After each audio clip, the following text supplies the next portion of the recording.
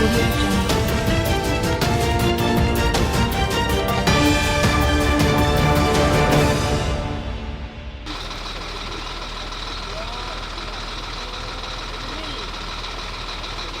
the donor was Direct Relief. And this donation came, as you see, it is quite a big donation. If we are to put this in terms of monetary, I have not assessed, didn't put, it would be good to know how much actually, because it's a lot of money. This equipment came last year in December, but we didn't want to distribute it before it could be engraved. Because you know, once it is not engraved, when it gets out there, anybody can misuse. We do not want to tempt our people. So we had to engrave every equipment here, everything here, in all those trucks, in that truck, it is engraved. So we decided that we distribute it to health center first. We couldn't distribute to all other health centers because there are many. Because we do believe that most of this equipment can be used more effectively at the health center first. First of all, I want to thank the Nurses Union for the work that you have been doing. I want to really thank you so much. And to getting friends supporting us. I also want to thank Honorable MP and your team for the support that you have given us.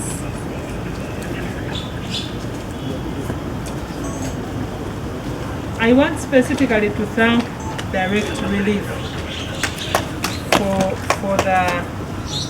for this support, and I do believe that this is just the beginning of things, because we must demonstrate accountability. This thing could have come and just disappeared in people's shops, and these are very expensive. This one is 200,000, one stethoscope. This one, they would have disappeared in someone's house, you know. But we chose to make sure that we engrave it, we have a proper distribution list, and we call you to witness, because you see, these things, tomorrow it builds confidence that actually when things come to Ministry of Health, they are not stolen, as some of people want to believe. These things are properly managed according to our standards and distributed according to the needs. And we want to really actually, after that, we must write to Direct Relief, thank them, and give them how this process took place and accounted for the things they have given us. And that way, we are building a culture of accountability. Accountability, it is not just talking, accountability is acting. So for me, I really want to thank you so much for this. And I do believe that if we establish those partnerships that really are built on trust, we are going to get more support. And I do believe that this equipment, once put to proper use, it is going to add some value to the service delivery of our patients. I know that it is not a lot to cover entire country, but wherever it is going to go, it is going to add some value to the quality of service. Therefore, I want you to know that, of course, I will not list all these things because it ranges from the commodity, the sundries, gloves, cotton, towels, equipment like this one. It is a whole range of the equipment. So I want to thank you so much. I'm not able to quantify the amount of money because I I don't have that. But I want to tell you that it is worth millions of money. I want to tell you this equipment is worth, if I were to go and buy these things, I would pay millions of money. So, thank you so much. Now to our health workers, we cannot overemphasize that. Honorable Bonzi has alluded to it. Good stewardship. We want to see good stewardship in our facilities. To keep our equipment neatly protected, accounted for, recorded. When the machine gets problem, it is disposed of in a manner that is well laid down by the processes of PPDA, so that we have that culture of accountability. And Uganda Nurses and Midwife Union received a donation of 50 full midwifery or Maama kits from friends or partners abroad in the United States of America, particularly from Direct Relief in California. These kits will be distributed to all health center force across the country. The intention of this aid is to help midwives and the other medical personnel involved in delivering the mothers and to save the lives of the children.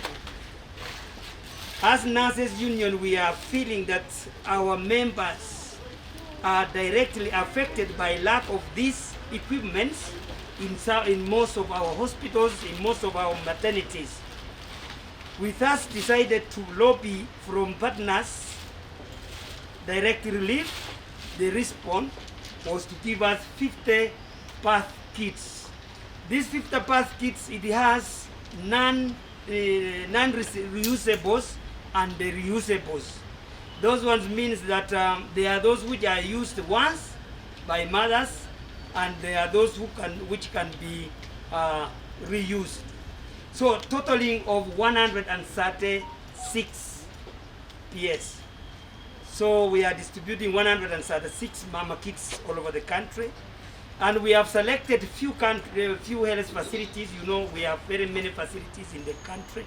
So we are going to deliver just these ones. And we have hopes that if we deliver them, if we flag them off today, we shall again write more proposals for the same kits. This is one of the ways we help the government. As much as sometimes the journalists, the people, they say we make noise. We make noise for welfare, yes. We make noise for other things, but also we help government to lobby, and this is what we are. These are the results are now. We are lobbying for more, and we shall commit ourselves to lobby for government more equipments as soon as possible. As a union, we are very, very glad to have Ministry of Health as a partner, and also to give us the truck, and also to give us the personnel to distribute this. And also we are grateful that also we got fuel from the Ministry of Health to distribute these Maama kits. Thank you very much, PS, for considering this as an important event, and I think our donors will be more than grateful to see that the Ministry of Health gave also a hand to distribute this. However, there are some small things. We take this opportunity also to air something small, that we are requesting the following. One, we request that as government or as Ministry of Health, the implementation of collective bargaining agreement. You see these strikes which comes on every day from different associations, different faculties, different group of medical personnel, lab, medics, nurses, midwives, what? To stop those strikes is when the government implements the collective bargaining agreement. Because we don't want government to have all these problems at any time. We need them to have a program that after 5 years, some group of people will be looked at. Not just to wake up and say we are striking tomorrow. No, we don't want that. We need to stop that. 2, we need also the implementation of the scheme of service. PS, this scheme of service was launched, was put in place, but it is not fully implemented. It was implemented half.